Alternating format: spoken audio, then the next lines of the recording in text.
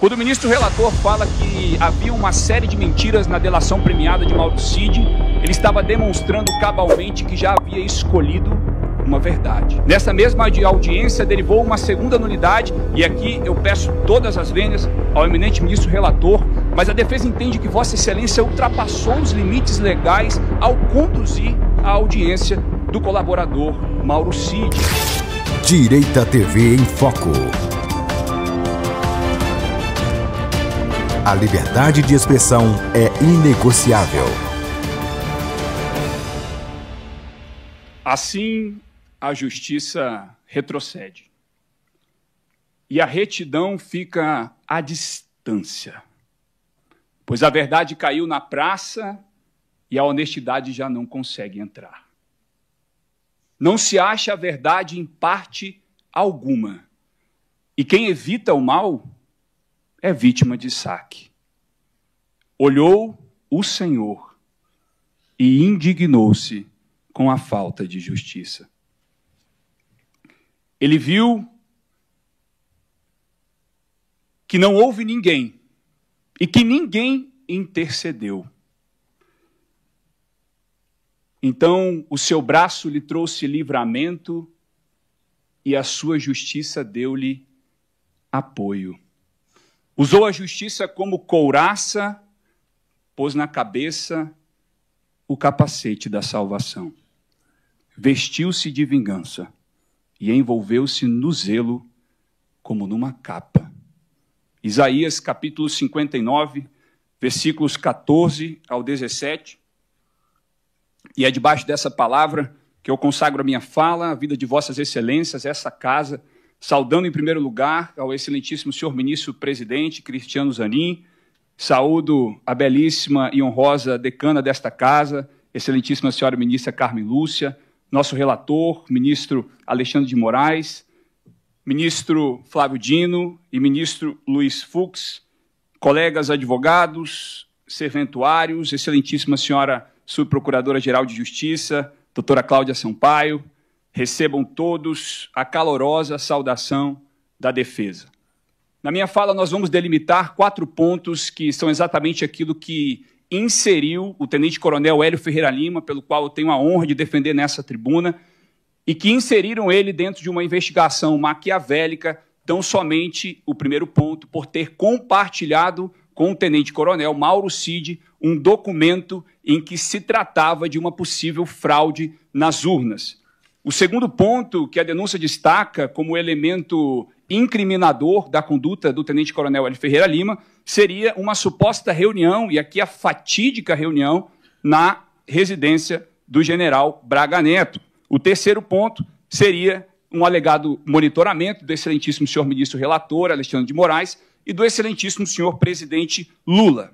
E o quarto e último ponto, a respeito da elaboração de uma planilha chamada OP Luneta. Vale lembrar que, após os 2 primeiros fatos, que foi o compartilhamento do documento e esse encontro na residência do general Braga Neto, automaticamente foi imposta busca e apreensão, cautelares, ele perdeu o 3º comando da Divisão das Forças Especiais do Estado da Amazônia e perdeu já 4 promoções ao posto de coronel. Tudo isso apenas com os 2 primeiros fatos. A primeira tese que a defesa traz à tribuna é em relação ao cerceamento de defesa ainda em sede de inquérito policial na primeira oitiva do tenente-coronel Hélio Ferreira Lima. 22 de fevereiro de 2024 é a data em que ele é chamado à Polícia Federal para prestar o seu depoimento. Como surpresa, quando se apresentou para colaborar com as investigações, pasmem, o delegado informou que ele era obrigado a responder a 111 perguntas previamente elaboradas. Não havia o direito de responder 1, 2 ou 100 ou 110, apenas a integralidade. Quando o advogado da época pediu acesso aos autos, o acesso também lhe foi negado. Então, além de não conhecer os fatos, objeto daquilo que ele teria que responder, também teria que responder a 111 perguntas. A defesa consignou na época a nulidade, afringindo o artigo 23, parágrafo único, da Lei de Organizações Criminosas e a própria súmula vinculante do Supremo. Nós pedimos inúmeras vezes para que ele fosse ouvido. Até hoje, ninguém ouviu o tenente-coronel Hélio Ferreira Lima. Até hoje ninguém lhe perguntou, afinal, o que aconteceu? Ninguém sabe. O que nós temos de versão apresentada para a mídia e perante vossas excelências é tão somente a versão da Polícia Federal. Essa é a primeira vez que ele é ouvido através do seu advogado. A segunda tese de nulidade é a respeito da contraditória delação premiada do colaborador Mauro Cid, que prestou mais de 10 depoimentos e, nos primeiros deles, até que tinha uma condizência com a verdade. Eu lembro da data de 11 de março de 2024, onde ele prestou um depoimento, e depois o derradeiro depoimento antes de subverter completamente toda a linha de raciocínio, que foi em 19 de novembro de 2024, ele negou completamente qualquer encontro na residência do general Braga Neto, qualquer plano de golpe, negou violência, isso em relação ao tenente-coronel Hélio Ferreira Lima, e foi completamente condizente com aquilo que a própria defesa estava falando. Acontece que depois dessa audiência do dia 19, a Polícia Federal pediu a prisão de Hélio Ferreira Lima, a Procuradoria-Geral da República, em apenas 1 hora, apresentou um parecer pela prisão, e o excelentíssimo senhor ministro relator convocou uma nova audiência, agora para o dia 21 de novembro de 2024. Antes de iniciar a audiência, o ministro relator fez um lembrete a Mauro Cid, e eu peço vênia a vossas excelências para abrir aspas e ler alguns trechos deste lembrete do eminente relator. Uma série de mentiras. E eventual rescisão englobará, inclusive, a continuidade das investigações e responsabilização do pai do investigado, de sua esposa e de sua filha maior. Fecho aspas. Quando o ministro relator fala que havia uma série de mentiras na delação premiada de Mauro Cid, ele estava demonstrando cabalmente que já havia escolhido uma verdade. Só discerne uma mentira aquele que conhece verdade. Até então, nós só tínhamos um relatório da Polícia Federal, ou seja, elementos informativos de inquérito que sequer eram prova, mas foram suficientes para que o ministro constatasse uma verdade e discernisse uma mentira. Ato seguinte, depois de lembrado que perderia a sua imunidade, que seu pai, sua esposa e também sua filha perderia, ele alterou completamente o seu depoimento e aí sim começou a dizer aquilo que ia ao encontro do que estava no relatório final da Polícia Federal.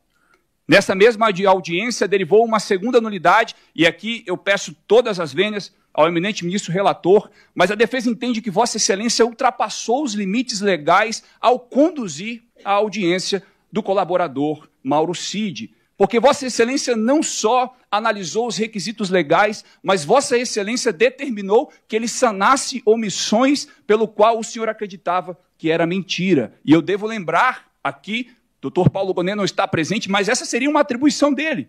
Essa seria uma atribuição do delegado de Polícia Federal, jamais do ministro que conduz a delação premiada.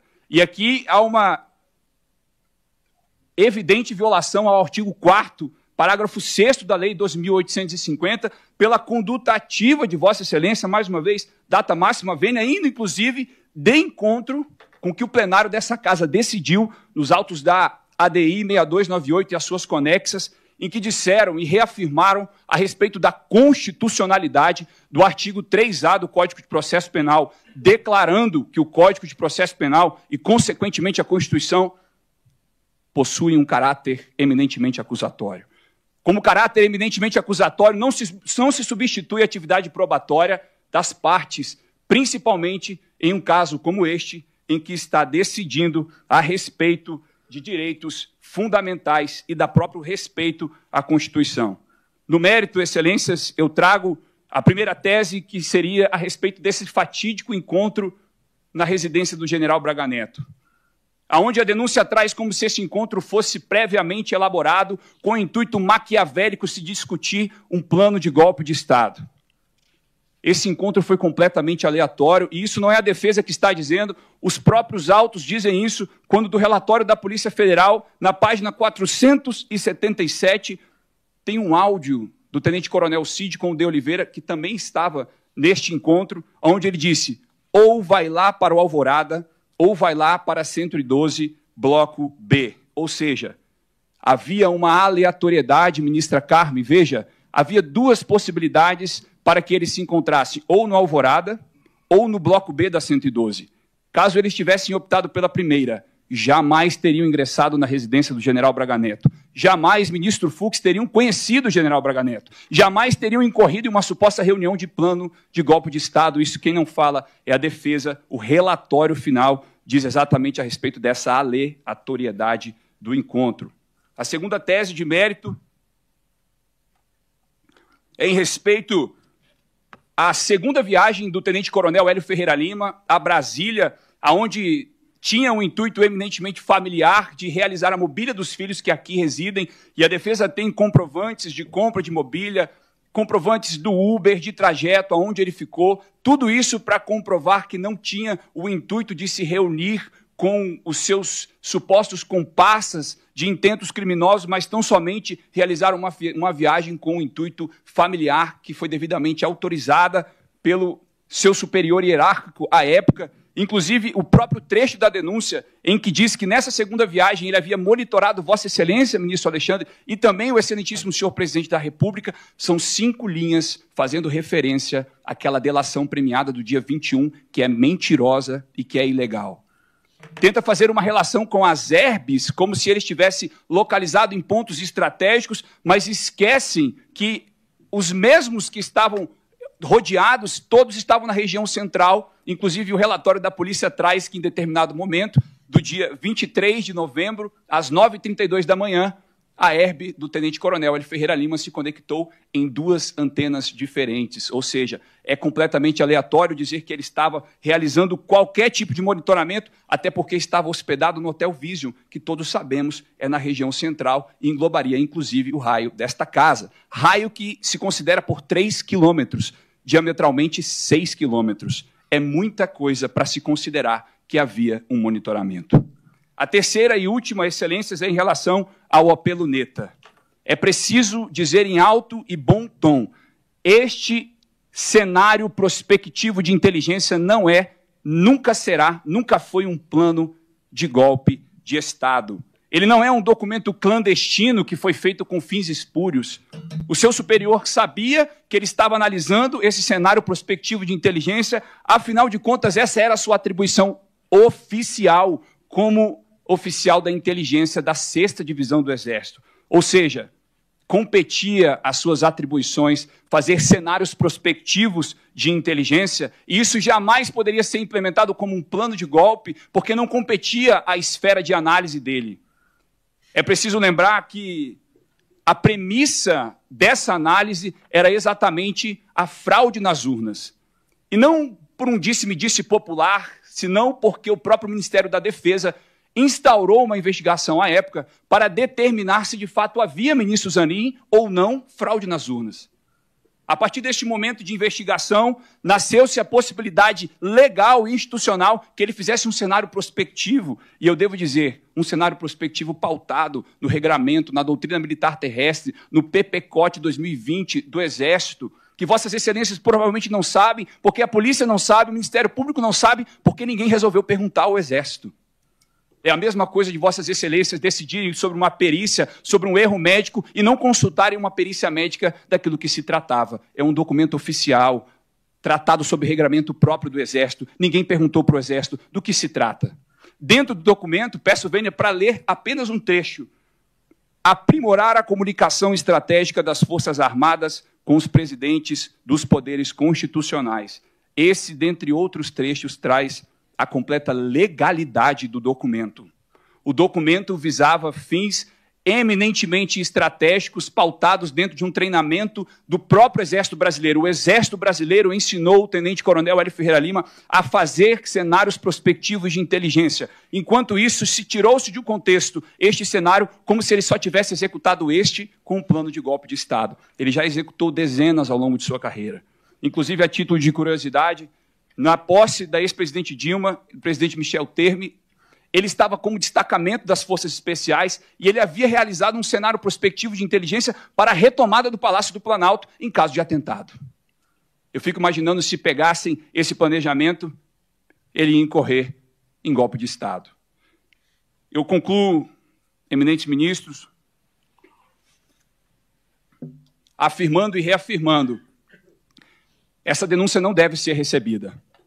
A defesa pugna pela rejeição e, principalmente, para que vossas excelências dediquem-se àquilo que eu decidi dedicar a minha vida. Eu decidi dedicar a minha vida, em primeiro lugar, em defesa da palavra de Deus e, em segundo lugar, em defesa deste livro. Aqui, verdadeiramente, está a instituição do Estado Democrático de Direito. Aqui tem o princípio da imparcialidade. Aqui tem o devido processo legal. Aqui tem a presunção de inocência. Não nos apartemos do que diz esta carta. Pela atenção carinhosa, agradeço a vossas excelências. Não esqueça de curtir, se inscrever no canal e compartilhar nossos conteúdos nas suas redes sociais.